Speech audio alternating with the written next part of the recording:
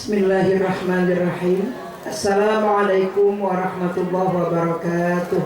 Waalaikumsalam warahmatullahi wabarakatuh. Alhamdulillahilladzi arsala rasulahu bil huda wa dinil haq liyudhhirahu 'ala dini kullihi walau karihal kafirun. Wassalatu wassalamu ala asyrafil anbiya'i wal mursalin wa ala alihi wa sahbihi ajma'in, amma ba'du. Faqad qala Allah ta'ala fi kitabihil karim, a'udzu billahi minasy syaithanir rajim, bismillahirrahmanirrahim. Wal yakhshal ladzina law taraku min khalfihim dzurriyyatan dhi'afa khafu 'alaihim falyattaqullaha wal yaqulu qawlan sadida. Wa qala Rasulullah sallallahu alaihi wasallam, kullukum ra'in wa kullukum mas'ulun an ra'iyatihi. Sadaqallah wa sadaqa Rasulullah sallallahu alaihi wasallam. Yang saya muliakan Al-Mukarramah Ustazah Hajah Munajah beserta seluruh keluarga besarnya. Yang saya muliakan Al-Mukarramah Ibunda Ustazah Hajah Susilawati, Al-Mukarramah Ibunda Ustazah Hajah Suryati, Al-Mukarramah Ibunda Ustazah Hajah Nihaya, para asatizah yang lain yang saya yakin banyak sekali yang hadir pada acara ini. Semuanya insya Allah dimuliakan Allah subhanahu wa ta'ala, dan mudah-mudahan tidak mengurangi rasa hormat saya kepada para asatizah. Para ibu-ibu jamaah hadirat sekalian yang berbahagia. Ibu panas ya? Berkipas-kipas gerah. Tapi ibu harus yakin di dunia ibu gerah, di akhirat ibu masuk surga. Kenapa ibu? Karena kata Rasulullah, man salaka tariqan yaltamisu fihi ilman sahhalahullahu tariqan ila jannah. Siapa saja orang yang melangkahkan kakinya menuju tempat ilmu pengetahuan, maka orang tersebut akan dimudahkan langkahnya menuju surga. Jadi surga ini namanya taman surganya Allah. Kalau kita mendengar ada kajian, ada acara maulid, ada acara yang bentuknya siraman rohani, berhenti kalau kita lagi ngurus urusan dunia. Kenapa? Dengarkan apa yang disampaikan oleh guru, menjadi bekal buat kita. Maka insya Allah kita dunia bahagia, akhirat masuk surga. Ibu hadirat sekalian yang berbahagia, saya yakin sudah banyak ceramah yang disampaikan oleh Ustazah Mardiah tadi. Dan saya yakin tadi ibu juga sudah banyak mungkin mendengarkan bacaan-bacaan sholawat. Semua itu adalah merupakan siraman rohani. Kenapa ibu? Kata Allah, hendaklah umat Islam berhijrah. Artinya berhijrah dari apa ibu? Berhijrah dari hal-hal yang tidak baik menuju hal yang baik. Karena dengan kita berhijrah dari hal yang tidak baik menuju hal yang baik, kita akan mendapatkan keuntungan di dunia. Ada dua, keuntungan di akhirat ada satu. Apa keuntungan dunianya ibu? Kalau kita hijrah, keuntungan dunia, jiwa menjadi tenang. Dulu pakai kerudungan bawaannya panas, sekarang pakai kerudungan gak panas lagi. Dulu kalau maulid bawaannya males, sekarang gak males lagi.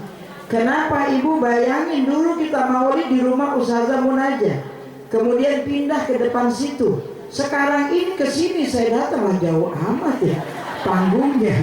Ini artinya apa ibu? Artinya semakin tahun orang semakin cinta dengan ketenangan. Karena dengan maulid diiringi dengan bacaan Al-Quran, diiringi dengan bacaan salawat Nabi, jiwa kita menjadi tenang. Ini namanya hijrah. Ibu berhijrah dari hal yang jelek menuju hal yang baik. Maka kalau zaman Rasulullah dulu hijrah dari kota Mekah ke kota Madinah. Kenapa? Karena Nabi hidup di Mekah tidak disukai orang.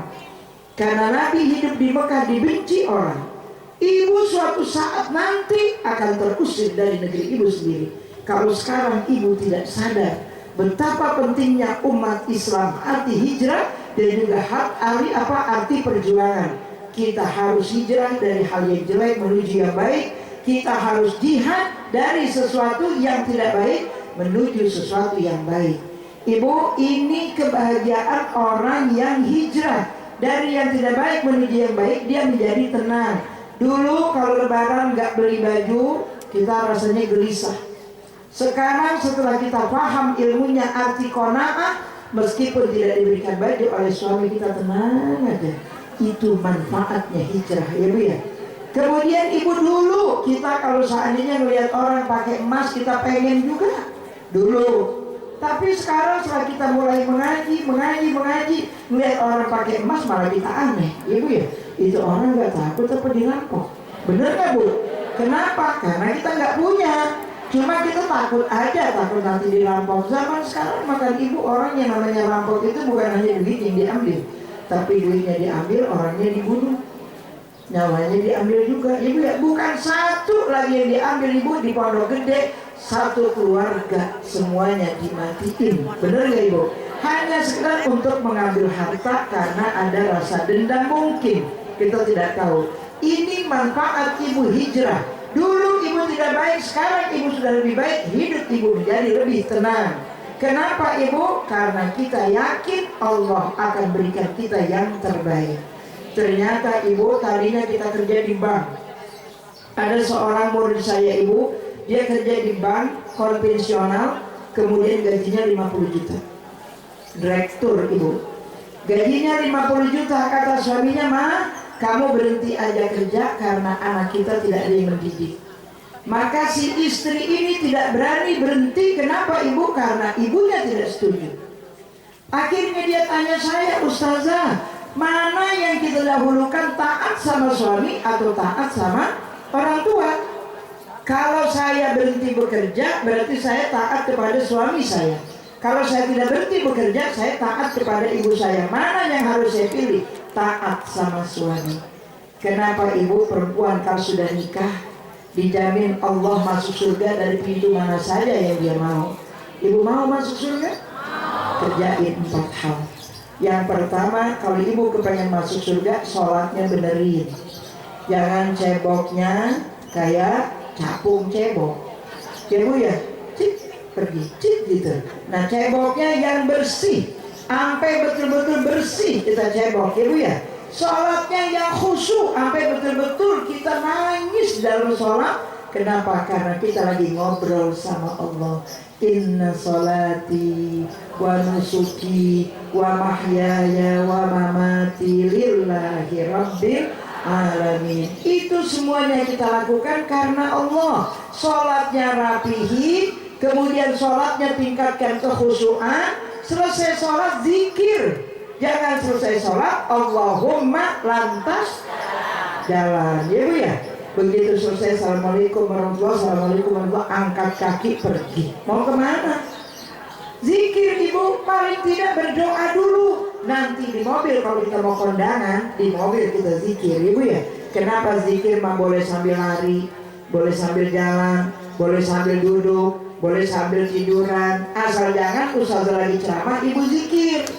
Ustazah Barkah lagi ceramah, ibu subhanallah walhamdulillah wala ilaha illallah wallahu akbar. Terganggu saya Bu. Kenapa ini ibu? Ngapa mulutnya komat kamit aja? Saya pikir saya lagi di mantra-mantra, ibu ya. Nah ini artinya ibu, artinya zikir itu ada tempatnya. Jadi jangan zikir sepanjang waktu, sepanjang saat. Kalau ustazah lagi ceramah, zikirnya dengan pikiran ibu.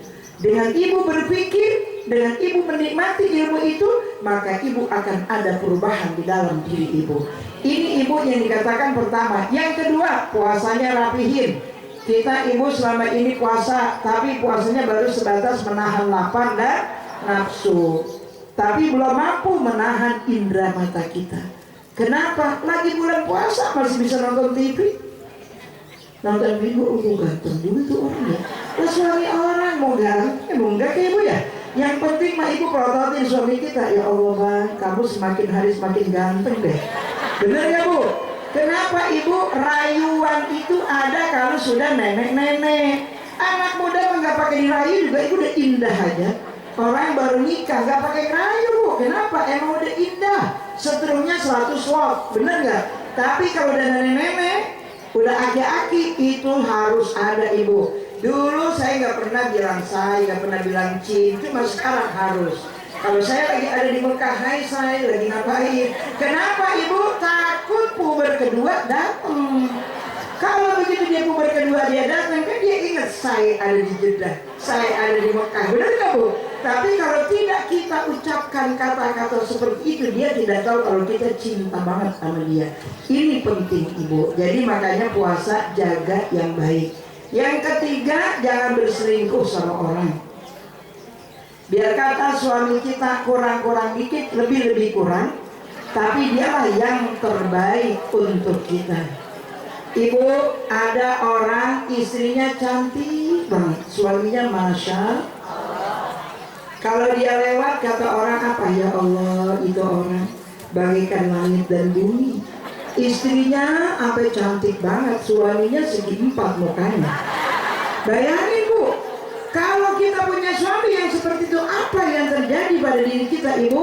Kalau kita orang yang beriman, apa kita ucapkan? Rabbi shrahli sadri wa yassirli amri wahlul 'uqdatam min lisani yafqahu. Nah suami kita lagi bilang alhamdulillah, alhamdulillah, alhamdulillah. Ibu ya, dua-duanya masuk surga loh Bu. Kenapa? Orang yang akan masuk surga orang yang selalu bersyukur dan orang yang sabar. Maka ibu suami selalu bersyukur, istri sabar punya suami jelek, alhamdulillah dia nggak tukar di tengah jalan, ibu ya.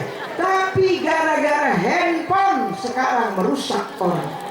Benar nggak ibu? Gara-gara Instagram, gara-gara Facebook, gara-gara handphone, maka ibu akhirnya berselingkuh dengan orang.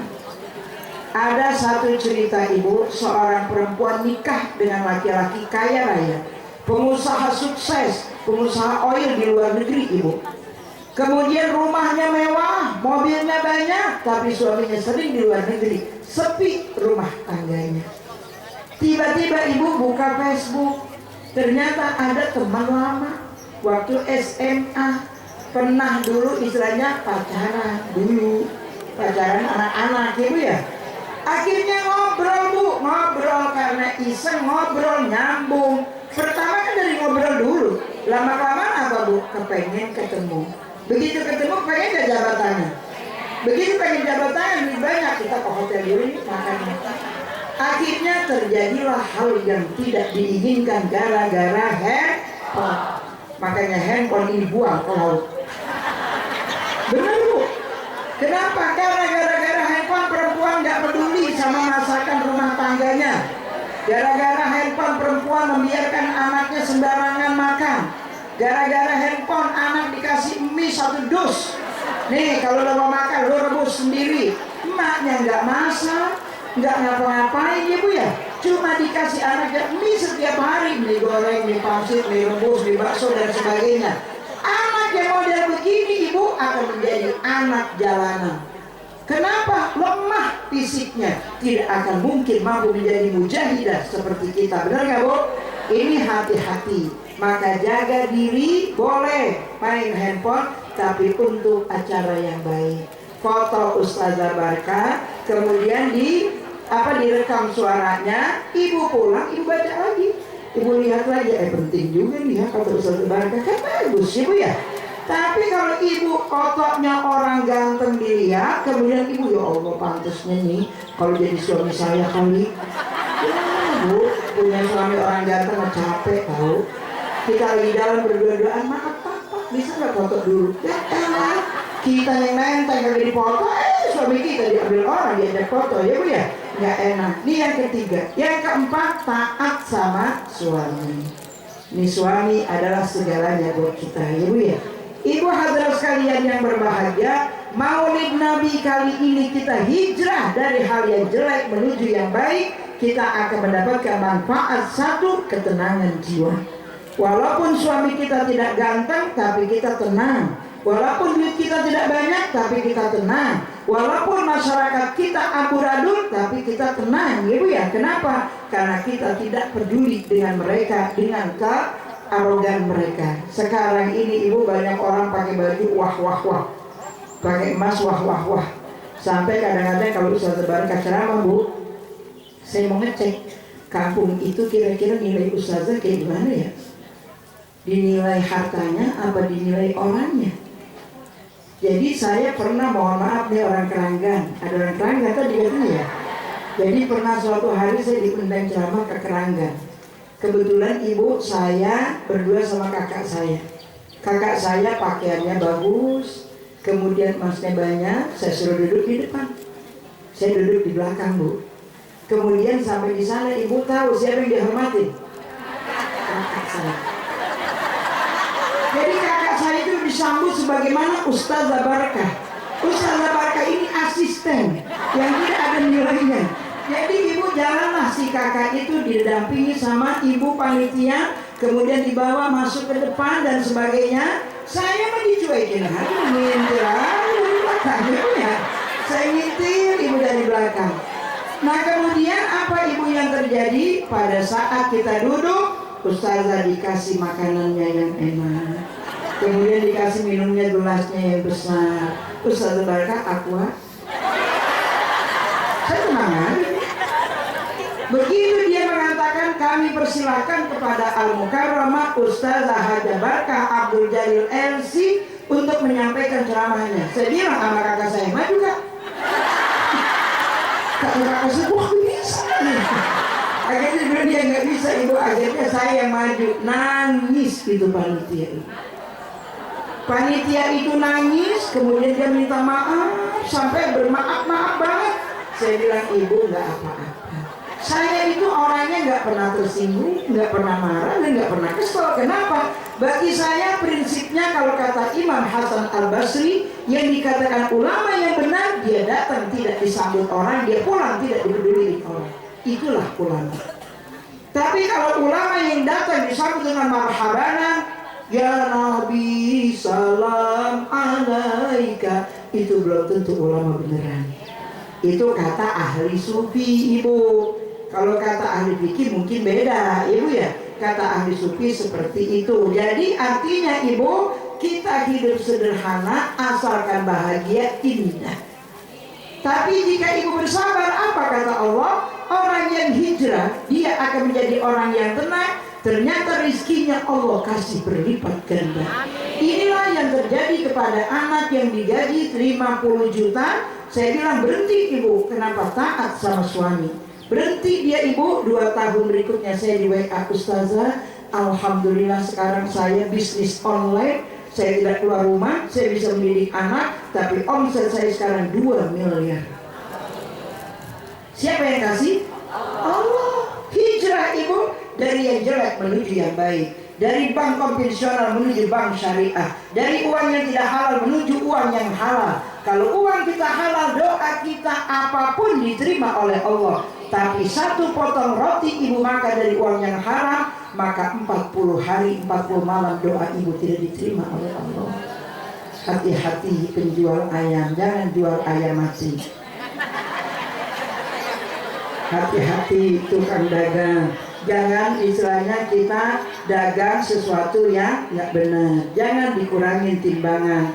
Mohon maaf, daerah Cililitan biasa tuh bu, ngurangin timbangan itu kadang-kadang ada ya bu.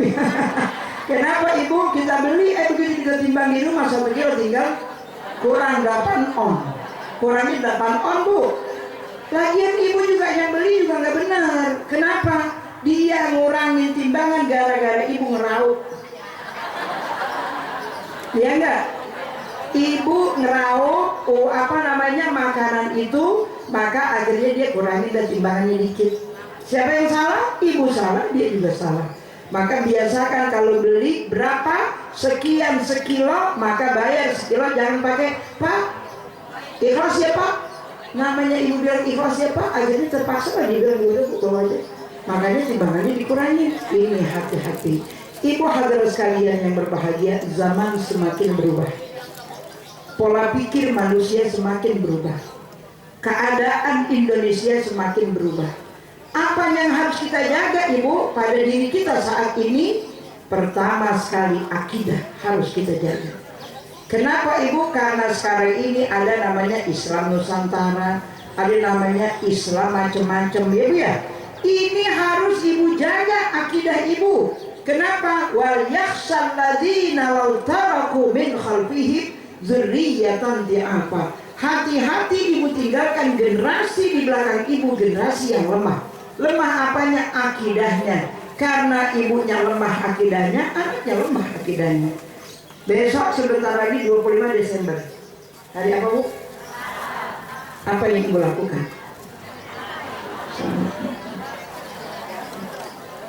Kenapa? Habis tetangga saya baik-baik saja. Setiap hari saya dibawain makanan, dibagi duit, anak saya disekolahin. Jadi saya juga ikut ke gereja sama dia, merayakan hari Natal. Ada nggak yang begitu? Ada, Ibu. Kenapa? Toleransi beragama menurut mereka. Padahal jelas lakum dinukum. Bagimu agamamu, bagiku agamaku. Kenapa Ibu ada dialog antara seorang kepada orang kafir, seorang teman yang muslim dengan orang kafir? Kenapa sih kamu nggak ngucapin selamat Natal? Kemudian dikatakan kepada dia, agama saya melarang untuk mengucapkan Natal kepada kamu. Kemudian dikatakan, kenapa? Itu kan sekedar ucapan. Kalau sekedar ucapan, mau nggak kamu ucapin asyhadu alla ilaha illallah wa asyhadu anna muhammadar rasulullah? Dia nggak mau, Ibu. Maka Ibu jangan ngucapin lakum dinukum waliyadin, bagimu agamamu, bagiku agamaku. Ini iman, akidah kuatkan dengan cara apa? Duduk di majelis taklim, baca buku sifat 20. Wujud kidah baqa mukhalafatul hawadisi qiyamuhu ta'ala binafsihi wahdaniyah qudrah iradah. Orang dulu mengajinya kan benar banget, Bu. Kenapa orang ada bukunya? Orang sekarang mengaji itu kagak pakai buku. Kenapa? Ibu ngaji di mana? Ngaji di situ. Apa bukunya yang dibaca? Enggak pakai buku, saja ceramah doang. Dengerin ceramah, Ibu. Yang namanya dengerin ceramah, hari ini penceramahnya orang NU, besok penceramahnya orang Muhammadiyah, besok ceramahnya orang Persis. Emang gado-gado? Dicampur-campur jadi enak? Emang ketoprak dicampur-campur jadi enak? Ilmu mah nggak bisa, Ibu. Ibu cari ilmu harus betul-betul skill.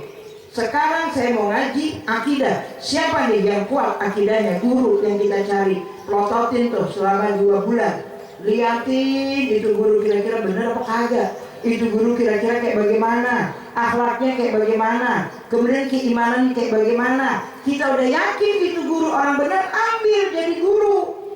Jangan sekali-sekali kita melihat guru sekali ceramah, oh itu dia penceramahnya enak tuh, panggil aja dia ceramah. Padahal belum tentu dia mampu memberikan ilmu kepada kita. Ini, Ibu, yang pertama, kuatkan akidah kita. Kenapa? Karena tantangan Ibu berat. Anak Ibu zaman yang akan datang, bayi udah bisa megang handphone, bener gak? Sekarang bayi Ibu megang handphone, anak-anak kecil megang handphone, Ibu kasih lagi. Sampai anak saya waktu itu Umi beliin abang handphone iPhone. Hah? Harganya berapa, Bang? 15 juta. Lah ya nyari duit aja handphonenya Xiaomi. Harganya 1.700.000, Ibu. Anak saya diterbitkan handphone harga 15 juta. Aneh. Saya bilang sama anak saya, kamu tahu nggak? Handphone itu dibeli 15 juta sekarang, besok dijual setahun berikutnya tinggal 10 juta. Itu pun kalau laku. Kalau enggak terjual, Ibu ya. Tapi kalau Umi beli tanah sekarang, misalnya harganya 5 juta, tahun besok udah 6 juta semeternya. Tuh, bisnis Cina harus kita pakai. Jangan kita dibodohin sama Cina. Kenapa? Ibu dia handphonenya dibawa ke sini, handphone rongsokan. Begitu kita pakai sebulan setahun rusak, Ibu ya. Tapi harganya mahal.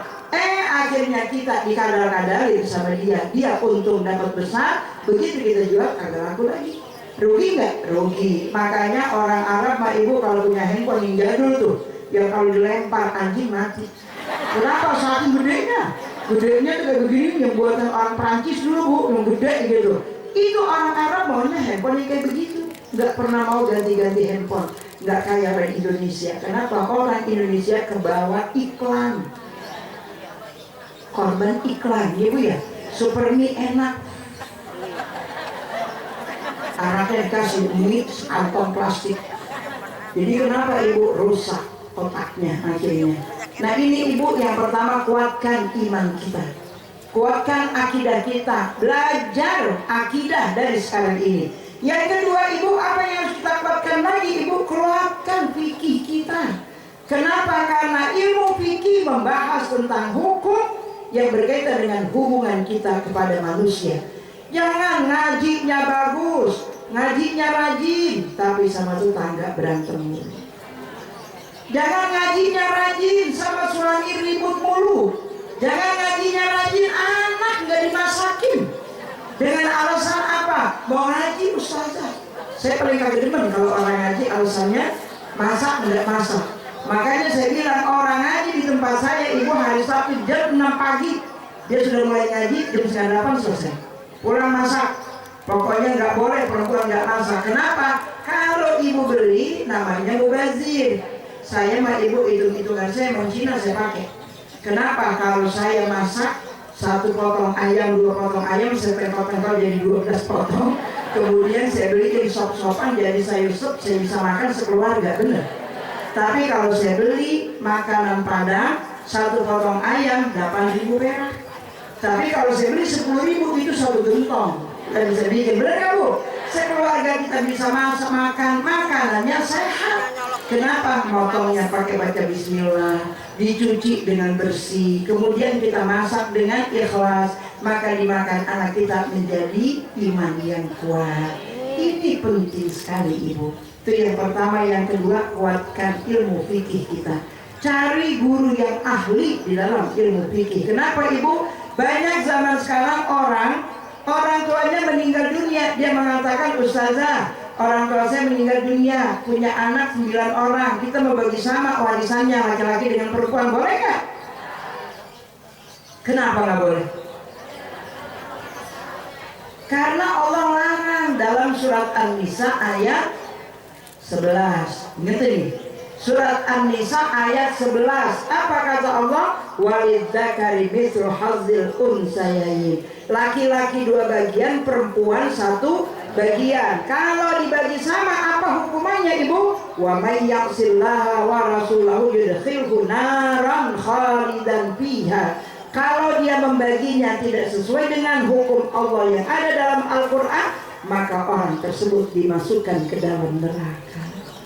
Ada sebuah hadis mengatakan seorang ibu ahli ibadah dari umur 15 tahun sampai umur 60 tahun. Saat mau meninggal dunia berwasiat, nah kalau nanti mama meninggal dunia tolong warisan mama dibagi sama anak laki sama anak perempuan. Anaknya nggak ada yang ngaji, maka dibagi sama ibu, itu ibu masuk neraka. Seumur-umurnya dia masuk neraka. Orang Islam kalau masih mengucap 2 kalimat syahadat pasti nggak masuk surga. Pasti ibu, kalau ibu cinta kepada Nabi, ibu pasti masuk surga. Kenapa? Karena Nabi akan menjadi syafaat buat ibu nanti. Kata Rasulullah, seluruh Nabi punya doa. Doanya pasti diijabah oleh Allah. Cuma Nabi-Nabi yang lain, ibu doanya sudah diminta di dunia. Pada saat Nabi Nuh berdakwah 950 tahun umurnya, kemudian umatnya yang beriman cuma 1 perahu, dia minta, ya Allah kirimlah azab kepada umat saya, dikirim banjir bah. Tapi Nabi Muhammad sudah babak belur kakinya ibu, berdarah-darah dari ujung rambut sampai ujung kaki. Kata malaikat Jibril, ya Muhammad, minta kepada Allah doamu supaya kuhancurkan orang-orang kafir Quraisy yang ada di sini. Apa jawaban Nabi? Allahumma biqaumi fa innahum la ya'lamun. Ya Allah, berikan petunjuk kepada kaumku karena mereka tidak ngerti. Itu Bu Nabi. Tapi nanti begitu ibu meninggal dunia, dikumpulkan di padang mahsyar yang mukanya bercahaya, tangannya bercahaya, kemudian jidatnya bercahaya, kakinya bercahaya. Nabi katakan, ta'ali ummati, ta'ali ummati, ta'ali ummati, sini umatku. Apa yang dikasih untuk ibu? Secangkir. Kemudian kan cangkir dikasih dari emas, ibu disuruh cauk air yang ada di situ, namanya telaga Al-Kausar. Airnya putih lebih daripada susu, rasanya manis lebih daripada madu. Ibu disuruh minum air itu saat ibu dijemur di bawah terik matahari 40 tahun. Ada orang yang tenggelam dengan keringatnya sendiri, ada orang yang keringatnya sampai ke mulutnya, tapi ibu tenang aja, tidak kepanasan, tidak berkipas-kipas. Kenapa? Karena ibu tidak merasa panas, tidak merasa haus dengan dikasih air dari telaga Al-Kausar. Caranya gimana? Benerin wudhunya. Ini ilmu fikih. Benerin wudhunya. Jangan wudhu mentang-mentang mau jadi pagar ayu dilempar-lemparin air. Kenapa? Takut beratnya luntur gitu ya. Jadi akhirnya wudhunya begini-begini, nggak masuk ke pori-pori ibu. Kalau nggak masuk ke pori-pori ibu, wudhunya nggak sah. Sholat ibu juga menjadi tidak sah. Ini ilmu fikih, jangan dianggap remeh.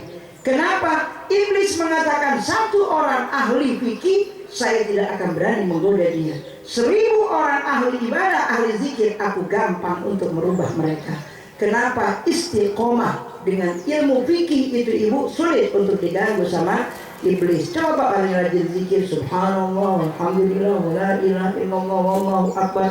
Serbannya panjang, kayak bajunya juga baju pakai egel, kemudian ininya pakai baju gamis dan sebagainya. Uang masjid dimakan. Ada nggak yang begitu? Banyak. Kenapa tidak paham ilmu fikih? Kalau kita paham ilmu fikih, kita takut ibu. Kenapa? Bukan hak kita. Maka itu menjadi haram untuk kita. Yang terakhir, pelajari ilmu tasawuf. Kenapa ibu? Ilmu tasawuf penting untuk menenangkan jiwa kita. Jadi kalau ada orang yang belajar ilmu tasawuf dengan berzikir, ada zikir bil lisan, ada zikir bil tafkir, ada zikir bil qalb. Kalau sudah sampai kepada ilmu tarekat, maka dia akan memperbaiki hatinya. Maka akhirnya ada namanya suluk dalam ilmu tasawuf itu ibu. Apa suluk ibu? Ibu berdiam diri selama 40 hari, mulai dari tanggal 10 bulan Syakban, bulan Rajab, sampai tanggal akhir bulan Syakban. Itu ibu berdiam diri di satu tempat, kayak seperti tempat tidur tapi pakaiin kelambu. Kemudian ibu berzikir, tapi zikirnya nggak bersuara ibu. Zikirnya zikir hati. Allah, Allah, Allah, Allah. Kalau dia mau ketabrak mobil, Allah. Kalau dia mau dipukul orang, Allah. Itu kata-kata Allah saja membuat orang gentar ibu, membuat orang takut. Kenapa? Karena kalimat itu dengan betul-betul dirasakan oleh dia, dan saking dekatnya dia kepada Allah. Maka orang tua kita zaman dulu yang berjuang melawan Belanda cuma apa namanya itu bu? Bukan bambu runcing, tapi kacang hijau. Cuma kacang hijau ibu begitu lempar, Allahu Akbar, menjadi bom. Kenapa? Karena itu dizikirkan oleh para ulama kita. Berarti zikir ini penting. Kenapa ibu? Kalau kita tidak pernah berzikir, hati menjadi dangkal, hati menjadi keras. Makanya ala bizikrillah tatma'innul qulub. Ingatlah, dengan kau ingat kepada Allah, jiwamu menjadi tenang. Kalaulah pejabat-pejabat kita semuanya ingat kepada Allah, kalaulah pengusaha-pengusaha kita semuanya ingat kepada Allah, kalaulah rakyat Indonesia semuanya ingat kepada Allah, saya yakin Allah akan pilih untuk kita pemimpin yang baik. Tapi selama ibu-ibu tidak baik, Allah akan pilih pemimpin yang tidak baik. Maka jangan sekali-sekali terima sogokan duit dari orang yang akan mencalonkan jadi anggota legislatif. Ada di sini tadi mana Ustaz? Yang mana? Nah, ini caleg. Jangan kasih duit ya Mbak. Pokoknya minta doanya kepada mereka. Kenapa? Kami siap untuk membantu. Kami siap untuk menggolkan muslimah-muslimah yang baik. Yang penting jangan ada istilahnya nyogok sana, nyogok sini. Kenapa ibu? Karena kalau dia mengeluarkan uang banyak sekarang ini, begitu dia duduk, dia pengen kembali modal. Benar? Jadi kalau ibu mengeluarkan uang 1 miliar, begitu ibu duduk, ibu nyari uang 3 miliar. 1 miliar untuk modal, 1 miliar untuk lebihnya. Kan manusia mau begitu ibu. Apabila udah dapat 1 danau, 1 lembah emas, dia pengen 2 lembah emas. Udah 2 lembah, pengen 3 lembah. Ini yang merusak tatanan kehidupan bangsa Indonesia. Di atas mereka bermain dengan uang-uang negara, di bawah kita menderita sama sekali. Maka ibu, kalau nanti menjadi anggota legislatif, saya cuma bisa mendoakan mudah-mudahan ibu sukses, mudah-mudahan ibu berhasil, dan mudah-mudahan kalau nama ibu sudah dikenal oleh orang-orang di sini, maka dipilih oleh orang di sini, ingatkan orang kampung kita yang perlu bantuan kita. Kenapa? Supaya mereka mendoakan kita agar kita selamat dari ancaman yang namanya korupsi. Kalau udah korupsi, biar kan duitnya banyak, masuk penjara, enak nggak bu? Enak kan, tinggal di gubuk, makannya sambal terasi, sama ikan asin, sama sayur asem ya bu ya. Tapi nikmat, Kenapa? Karena duit kita pas-pasan, jiwa tenang. Itulah Ibu yang dapat saya sampaikan. Mudah-mudahan apa yang saya sampaikan bermanfaat. Mohon maaf lahir batin apabila ada kekurangan dan kekhilafan dari saya. Akhirul kalam. Wassalamualaikum warahmatullahi wabarakatuh.